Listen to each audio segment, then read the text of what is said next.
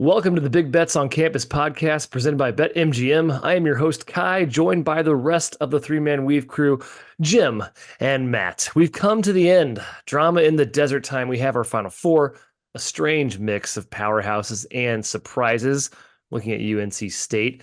And it's time for us to break it all down from a gambling lens. You'll get plenty of coverage from the action crew, but we are giving you a perspective on both games this weekend, sides, totals, other angles, maybe some props in there. We'll see some outstanding player awards, a little future talk from the boys. Yes, it'll be included in this episode. We're going to jump right into it, fellas. We're talking game one, NC State, Purdue. Then we're talking game two, Alabama, UConn. At the end, we'll talk about some futures markets. But yeah, let's get into it. First of all, NC State. Wow. Surprising. They're here. They've won 9 straight games. Absolutely Cinderella story. They should not have beaten Virginia in the ACC tournament, needed some magic to just get by that game. And yet here they are, Jim. They're sitting in the national title game against Purdue, the Boilermakers, the 1 seed, redemption tour from losing to Fairleigh Dickinson last year as the 1 seed, 116 upset. Yikes. Can they pull a Virginia here? They're favored by 9 points right now at MGM. Jim, your thoughts on NC State, Purdue? Yeah, the ultimate topic of discussion here is America's sweetheart, DJ Burns, taking on America's villain, Zach Edey. I don't agree with those assessments. I'm sorry, folks. I actually enjoy watching Zach Edey play. I know people hate it, but I don't know. I can't help it. It's subjective. I think this is going to be tough for Burns because throughout this tournament, he's had strength advantages in a lot of 1v1 matchups. Marquette's the only team that really doubled him. He cut them apart, had 7 assists. I think Purdue is going to say, good luck. Here's Zach Edey. And even Trey Kaufman-Renn is like not a tiny little pipsqueak, but the Edey matchup is the one where he has no strength advantage. Even if he's kind of doing his spin back and forth, trying to get to that left hand, Edey's got length and intelligence in terms of how he goes and walls up vertically. He's not going to reach over and try to block. He's just going to make that shot super, super difficult. Now, Matt Burns has the touch. He can potentially score over the top of Edey, even somebody as big as him. But I think it takes away a go-to option for NC State, makes it tougher for them to score. On the other end, Edey is likely to get Burns in foul trouble, unfortunately, for NC State fans. I'm kind of tilting towards Purdue, Matt, but the magic carpet ride that NC State is on has me a little nervous betting the full game. I think it's some of the narrower focuses in terms of in terms of props that I think I'm going to end up looking at. Yeah, I think the only way NC State competes in this game or wins is if their guards are white hot. TJ Horn continues his scorcher. Probably get some Michael O'Connell, timely shots, Marcel, Jaden Taylor. They're going to need those guys to make, because you're not going to post up Zach Edey 1v1, right? That's been kind of in the Burns cheat code all the way through this tournament. Now, to your point, we saw him make some of those mid-range floaters, 8 to 10 feet. I think that's the only way he's going to really score against Edey. Far less efficient that way. And if you're doing that, you're not drawing the gravitational pull of the defense where you can spray it to shooters. So NC State's going to need to find different sources of offense, in my opinion, especially if Purdue is smart and attacks Burnsy and ball screens, which Duke was very kind of reluctant to do, which was dumb. Like we've seen against teams that have crucified NC State all year, they just basically run hard off ball screens with Burns on there and Burns is on an island. But Duke kind of came off them really methodically and Burns was there and could slide his feet. I think Purdue Marquette did it, and Marquette got a bunch of open threes. They just didn't make them. Yeah. So if we need to avoid the variance monster, I guess there if you're Purdue. But hey, Kai, we saw those other guards for Purdue look a little dicey last game. Like they kind of too much of, hey, Zach Edey, bail us out, carry us. They're going to need a little bit of lift, I think, in this game, especially with how the bigs of NC State have kind of emerged up front, Middlebrooks and your boy Mo Diarra as well. Yeah, Purdue did not shoot well against Tennessee. The regression kind of came for Purdue, or at least the variance came for Purdue. They are now the number 2 3-point percentage team in the country after going into that game number 1. I don't see that happening twice. NC State has been very fortunate with teams missing against them. Man, if Purdue's getting the same looks they got against Tennessee, I'll bet on Purdue to hit those shots. Personally, I think Edey's going to destroy Burns. I know that's not a popular take, but look at the size, man. Burns, 6'9", 275. Yeah, he usually has the weight edge, or he's too quick for the plotting big. Edey's 7'4", 300 pounds. He's always in position. You can't spin around him either. He is wider than you. I just do not see Edey having any trouble offensively against Burns or Middlebrooks, even though Middlebrooks, certainly a great hustle guy.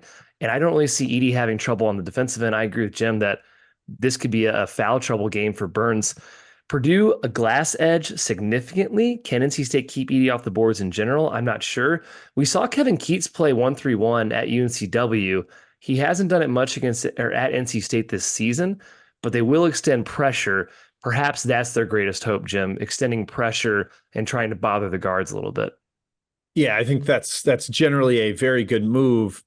Braden Smith is going to have to be able to exploit it. And Kai, that leads into my favorite player prop bet. That is Braden Smith over 6.5 assists. Yeah. That is the line right now at BetMGM. It is -125, so it is juiced to the over. I still love it though. He has been brilliant dishing the ball all postseason. I know this probably won't be like a super high possession game given how NC State has played, but you just go back through Smith's game log. His assist number 7, 15, 6. The only time he's gone under in the past like 8. 7, 15, 6, 10, 10, 8, 10. He's been a complete maestro. He plays, as long as he stays out of foul trouble, which I think he should, will play 35, 40 minutes in this game. He's got the giant target in Edey to go to down low. And like you said, Kai, I think they shoot the ball a little better from the perimeter. Mm-hmm. That helps him with assist numbers as well. Very, very into that angle. Matt, also just one other small little note. I mentioned the magic carpet ride, to say in air quotes, so that NC State is on. Shot quality is not law. It is not Bible, but it has NC State losing 5 of their last 6, and they have won all 6. They have been fortunate in terms of shooting variance, I will say. It's not the only reason they've won. It is not the only reason. I think it's the only reason they won against Marquette personally. But in like the Duke game, they controlled that game. Oakland, they were not the worst team. They were the better team against Texas Tech, of course. But even in like the North Carolina game in the ACC tournament, Virginia, they win because a slop 40-footer by Michael O'Connell goes in. I think NC State isn't as good as they have looked, Matthew. So again, I do lean Purdue, and my favorite player prop is Braden Smith over 6.5 assists -125. A slight lean to Purdue. I think the thing about NC State that made them undervalued coming in this tournament, they were one of the best effective possession ratio teams. Like we talked about this, like they don't turn it over. They turn you over a little bit. They're pretty good on the glass on both ends. Like their shot volume has always been, it's been far above where their actual overall analytic ranking has been because they hadn't shot the ball really well and they were sort of schematically in disarray. And it finally just took Keats a while to turn on the light bulb of like, oh yeah, I have this weapon in Burns. I have these other big guys I've just basically ignored. And they got Jack Clark back, which has been a huge, oh, sorry, not Jack Clark. They got Modiara going, which has been a huge boon. So I do think there's some real uptick to it, but yeah, it's obviously been a run of insanity proportions that it's probably not sustainable here. 9's a big number to lay with how I'm just not super into the Purdue guards the way they're playing right now. Yeah, I don't want to lay it. Kai, NC State has given up double-digit offensive rebounds every game this tournament. Yes. They gave up double digits offensive rebounds to North Carolina in the ACC final. Edey is going to be all over the glass. Purdue attacks the boards on that. I think they get 15 plus offensive boards. Yeah. Again, all this is to say I like Purdue. The number makes me queasy. Number's big, and it's funny though. NC State has gone up 35 spots in KenPom since the end of the regular season. This number would be 15 if it was the end of the regular season. So it's crazy. I think the number, I agree, is a little bit high, 8.5 at some places out there. I am considering. It is up to 9.5 in certain places as well. So obviously shop around. Yeah, I'm leaning towards Purdue, but boy, it's hard to bet against NC State right now with what they've got going. Maybe Matt Painter is the answer for the Wolfpack. All right, before we get to our next game, a quick ad from our friends at Manscaped. This episode is brought to you by the spring cleaning champions, Manscaped. This season, make sure to groom your carpets and the drapes with the leaders in below-the-waist grooming. Clear out that winter bush with Manscaped's Lawnmower 5.0 and watch your confidence bloom like the springtime flowers. Join the 10 million men worldwide who trust Manscaped and take advantage of our special offer. Go to manscaped.com and use code BBOC for 20% off plus free shipping. They've introduced the season's champ, the Lawnmower 5.0 Ultra. Their 5th generation trimmer features 2 interchangeable next-gen skin-safe blade heads, a standard one for taking a little off the top, and a new foil blade to go smooth wherever your heart desires. And spring cleaning doesn't just apply to the nether regions. Get the full grooming experience with their signature Beard Hedger Pro Kit plus Handyman electric face shaver. Get 20% off and free shipping with the code BBOC at manscaped.com. That's 20% off and free shipping with the code BBOC at manscaped.com. Nothing like a little spring cleaning in your pants. Okay, fellas, game 2. Here we go. Alabama, UConn. It's been talked about, Matthew, time and time again. UConn, 9 straight NCAA tournament wins by 13 plus points. We all saw what they did in the Elite Eight, a 30-0 run against a very good Illinois team. UConn's crazy right now. They're number 1 in offense. They're number 4 in defense in KenPom. They are by far the best team. They're one of the best teams in KenPom's history right now. I think top 5 is where they currently sit. Alabama, though, they have a chance. They can shoot. They're a high variance team. Big number, 11.5, 12 out there at MGM. I believe it is 11.5 currently. Matthew, who do you like right now? I'm crazy because I did take Alabama very small, and emphasis on small because there's no proven reason to bet anything legitimate or large against this UConn freight train. But kind of some of the same points I mentioned with NC State. I think Bama is a little bit underrated in some of the possession tug of war stuff. They've been great on the glass all year. And I know it's sort of like, well, you're not going to rebound against Donovan Clingan, but with the amount of threes they shoot, their offensive rebounds are generally long offensive rebounds. So it's more of like scrambly type offensive rebounds that I think they can actually find in this game to at least give them enough shots to give them a chance to stay inside, a few possessions here. It's sitting at 12. I don't feel like it's going to go any higher than 12. We saw some late UConn money last round. I think 12 is at a point where it's just like gone so far that there will be maybe some sharp, cute buyback, but I don't think you're going to like, if you want to bet UConn, bet it now or you missed your number. If you want to bet Alabama, I don't think you can, keep waiting, I guess, and get like 13. It's 8 on KenPom. And I just think the matchups that they've had have probably been a little bit fortuitous. As dominant as they've been, I don't know, Jim, the fact that UConn hasn't made any shots and they've been winning by 1 million points sort of concerns me, obviously. But Nate Oates is kind of my X factor here. I think he's going to look at the data and ignore his rigid blueprint of rim in 3 and make it more mid-rangey in 3, because you can't just go to bat with your basic game of a plan of attack against UConn. It's not going to work. Yeah, Illinois proved that. They hit their heads against the wall repeatedly and were 0 for 19 with Clingan as the primary defender. They just kept going at him, and Underwood even talked about it in the in-game interview, and it was like, dude, this isn't going to work. Stop it.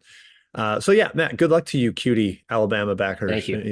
I'll need it. UConn, like Matt has mentioned, has not had a good shooting game, and they continue to steamroll even outstanding teams. They've gotten up by 30 in every single NCAA tournament game so far they played.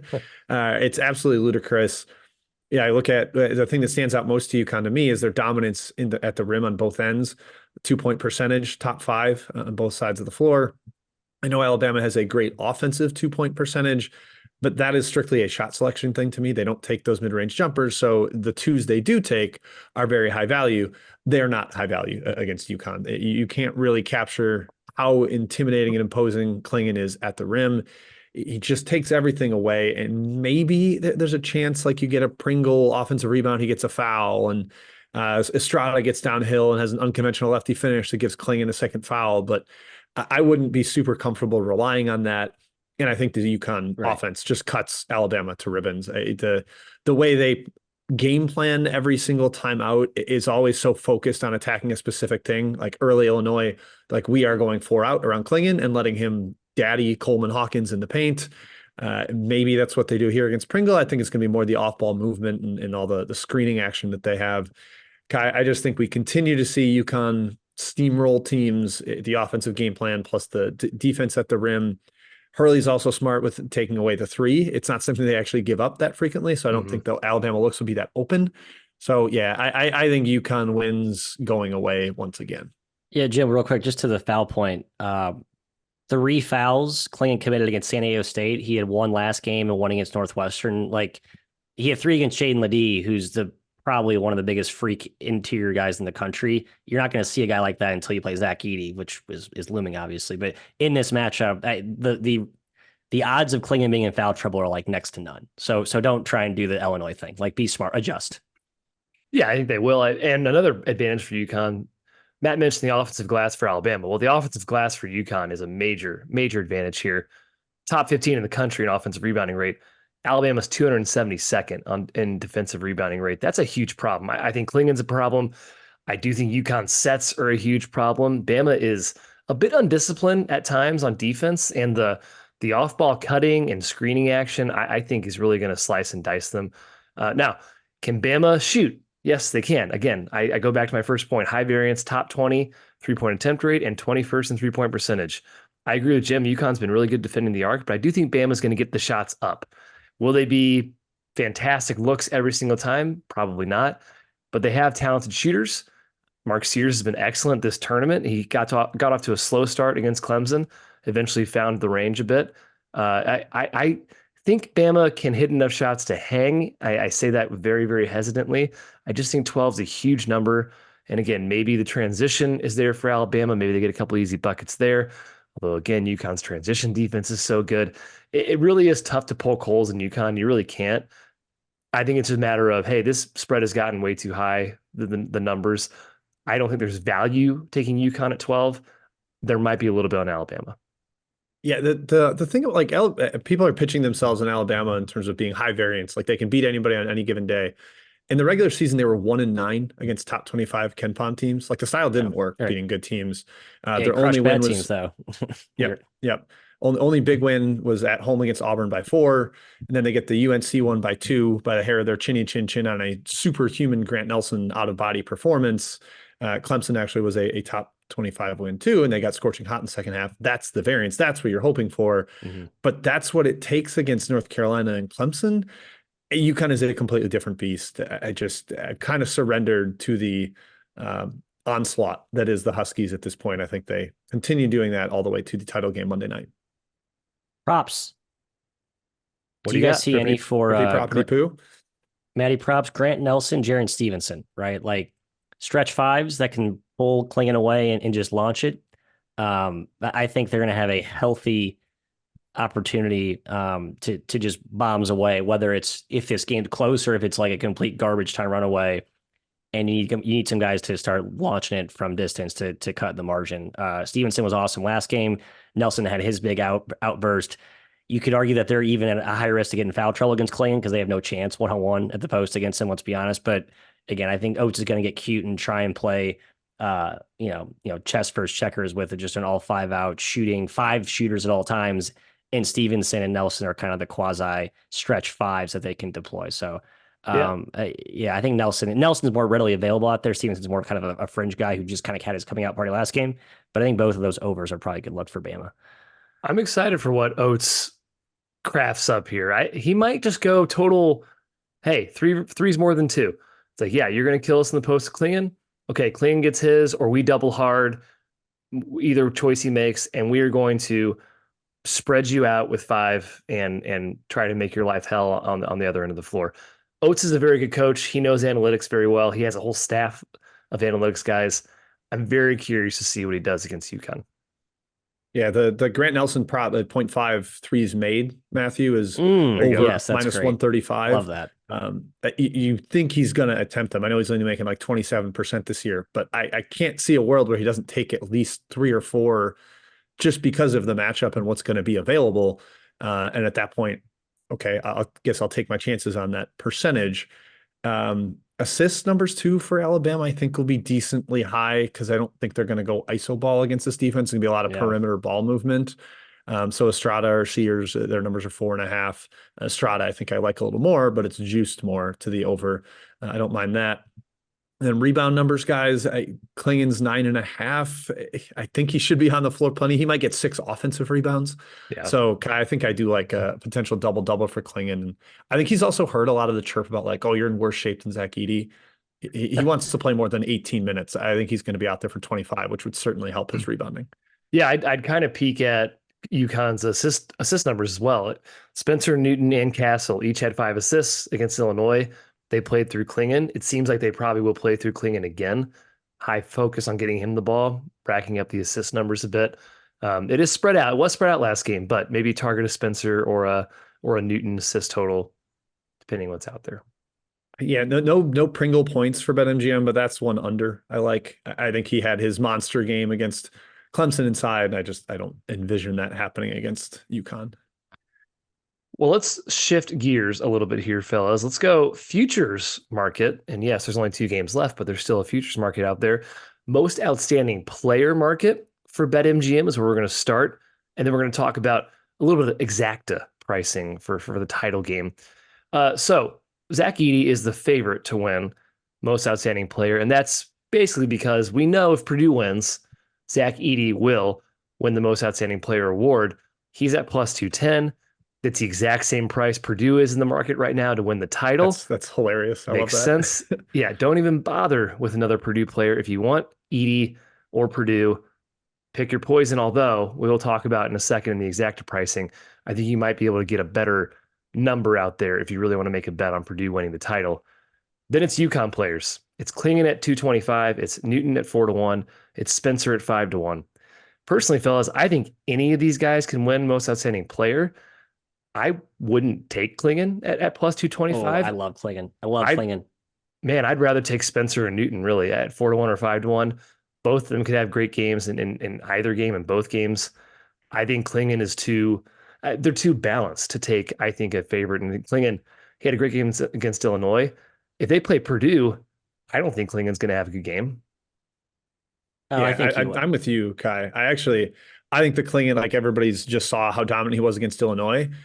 And that's kind of led to the odds being where they're at. But Matt, you kind of making the case, Alabama's not going to go bludgeon themselves at Klingon over and over again. I don't think they're going to make that mistake. So you won't get the same dominant defense. And again, Oates is also a pretty smart game planner. I tweeted this. UConn, has lost both games that are the 2 highest scoring games of Tristan Newton's season. He's averaging 25 in their 3 losses. I think that's going to be the goal for Alabama, is to make him a scorer. And if and when UConn still wins and he racks up big numbers, I think Newton is very appealing to me here. He's going to fill the stat sheet with rebounds and assists already. Mm-hmm. He was awesome in the national title game last year for UConn on this stage. Matt, I think that's my favorite, most outstanding player bet is Tristan Newton. Fair. I can't get away from I made the Anthony Davis comparison, 2012 Kentucky. Like, he scored 9 points and 6 points in 2 of their 6 games, 6 points in the title game. But it was like, the team was he was so clearly dominant as like the epicenter of that team on a balanced type team. I think Klingon has that exact same narrative going for him now, kind of using that awesome game against Illinois as like a leaping off point. You're right. Bama may not attack him. He may not have the dominant defensive game, but I feel pretty confident he's going to dominate offensively against Alabama. And then whoever he sees, probably Purdue, in the title game, I think that's sort of his, like, him just neutralizing Edey. He doesn't have to like dominate Edey, but him just playing Edey to a stalemate or close to it. If we love UConn as much as I think we all do, we feel pretty good that they win. I would be shocked, honestly, if UConn wins and there's another guy to emerge here, unless someone goes bananas, right? And yeah, I think Newton can go bananas. Spencer can go bananas too. Kind of has like that rah-rah type of moxie that sort of, galvanizes people. I think you want that kind of part. And Klingon's starting to sort of build that with how dominant he's been on both ends. And I think you're right, Jim. He will play closer to 30 minutes in these games. He hasn't the last few weeks, last few months, because he's not been fully healthy. I mean, the restrictor plate should be fully off here. I mean, the Final Four, I think Hurley will let him go as much as he can go. So I kind of love Klingon. It's my best bet of the entire Final Four. Most outstanding player. There's a difference between the Davis thing, though, because he had 16 boards, 6 blocks, 5 assists, 3 steals that game as well. I don't think that's Klingon. Block shots, sure, but you saw against San Diego State, he had 8 and 8, 1 block. I think I think Newton is too important to this team to not be a strong consideration. He could have a triple-double. If he has a triple-double in one of these games, it's Newton. Yeah, that's fair. Yeah, Newton's rebounding numbers past few games, 8, 5, 13, 11, 15, 15, 11, 10. Like that's your point guard racking up those rebounds. Again, I think maybe Newton's rebounding total at 6.5 is worth a look too. Mm-hmm. Because there's going to be a lot of shots going up, a lot of long rebounds, as you guys mentioned. Newton will track those down. Boy, I think I just talked myself into that maybe being my favorite bet, Newton rebounds. But yeah, I like him for most outstanding player too. Yeah, so, Newton's been double figures every game for like the last 30. I mean, he's been steady Eddy and his assist numbers. I go back to was it last year's 2-year Final Four where we all thought McCormick should have won, but they gave it to Agbaji. And I just feel like the stats backed up. Klingon's not the guy for UConn. He's not the best player on the team, as like obviously seen. Agbaji was the star, no questions asked. That's fair. Had a great game. On Okay, that's UConn, fair. it's pick your poison, and I think. I guess my point is the stats will not necessarily determine this. I feel like there's going to be the most deserving player may not necessarily get it. And if There Newton could be goes some off, narrative driven stuff. I think there's some narrative I buy stuff. that. Yeah. I think That's Klingon's a fair got take. that gravity. So if you're looking elsewhere besides UConn and Purdue, and you might be, sure, why not? You're a gambler. So DJ Burns is 20-1 to win most outstanding player. And while we don't expect NC State to win the title, they're 16-1 in the market to win the title right now at MGM. Speaking of narratives, there's no way NC State wins this title Right. and DJ I agree Burns with that. doesn't win the most outstanding player award. So don't take NC State. Take DJ Burns 20-1, most outstanding player, in my opinion. NC State, Purdue, you're taking, well, Edey and Purdue, same price. That's well priced. But yeah, Same if you price, actually think NC yeah. State has a fair chance, there is zero chance. Even if Horn goes for 30 in both games, like DJ Burns is the face. It's the reason he's here. He will not be completely useless in the Final Four, I promise you. Yeah, I'm with you on that one, Kai. Yeah, that's one. Like Kai kind of said, the narrative will just be like, yeah, we know he averaged less points and rebounds, but it's Burns. Come on, Right. we're all going to vote for him. Like he's winning that award. And also, to a same extent, I don't see Mark Sears not winning for Alabama. If Alabama wins the title, he's 25-1 right now in the market. Bama's 18-1. You look down the line, the next highest Alabama player is Grant Nelson at 100-1. I think Sears wins it. He is their he is their leader, their point guard, they're all American, et cetera, et cetera. I'd rather have him at 25-1 than take Bama 18-1. Yeah, Grant Nelson's had UConn? single-digit Probably not. scoring in 3 of the last 4 games. I think you're probably right. Nelson's not winning. I think it might like maybe Estrada has a monster game, but Sears also is very much painted as the and Wrightsell could be coming back. Sounds like it actually a good chance he does. So keep that in mind for how he cannibalizes. I would say more so Estrada and maybe some of the other guards for Bama. Yeah, it's not going to be Sears. It's not going to be Sears that he cannibalizes. Yeah, right. Like Sears is like immune. Yeah, Sears is the guy. I'm with you on that. He's the alpha, no question. Okay, so that's the player of the tournament market, most outstanding player market. It's confusing, right? Because last year we thought it was like Final Four. There's always confusion with this, right? Like it is most outstanding. It is Final Four. It is. Yeah, the award is most outstanding player of the Final Four. Yeah. So, but narratives carry over for sure. Right, exactly. Because like Baji had huge games leading into it. Correct. Everyone said McCormick clearly should win this McCormick award for those 2 games, but it wasn't. So, but remember who's voting on this? It's humans, it's writers, and guys that might honestly were probably in the media room during the game. Okay, so exacta pricing really quick. MGM offers team to beat team markets exactly in the national title game. No surprise, UConn over Purdue is the odds-on favorite. It's -120. UConn by itself is -190. Personally, I'd rather have the -120 against Purdue. The chances that Purdue or UConn lose in the Final Four are pretty slim. Knock on wood. I want that to be the title game. And then the other side of that, Purdue to beat UConn +300. I like this bet way better than +210 for Purdue straight up. Because again, I don't expect Alabama to beat UConn. And I'd rather have 3-1 on Purdue. If you really think Purdue's going to beat UConn in the title game, wouldn't you rather have that than 2-1? I think so. There are prices on down the line here we can discuss. We expect this to be UConn Purdue. We hope it's UConn Purdue. It gets all the way up to NC State beating Bama at 60-1. Jim, we hope it's not Alabama NC State. Just give us the game we want. Yeah, that's a please no for me. I think you lose a lot of general interest. I mean, perhaps Burnsy keeps everybody invested, but it's a little like 2021, where truly probably the 2 best teams all season were UConn and Purdue. Apologies to Houston, who would be in that conversation with a healthy shed. But that was Gonzaga, Baylor. We kind of had the inevitable march to that meeting, despite a very, very classic Gonzaga versus UCLA game in the semis. That's what I hope. I hope we get some kind of fun games in the semis, but give me that final of UConn Purdue. I think it's definitely the most likely, obviously, as indicated by the odds.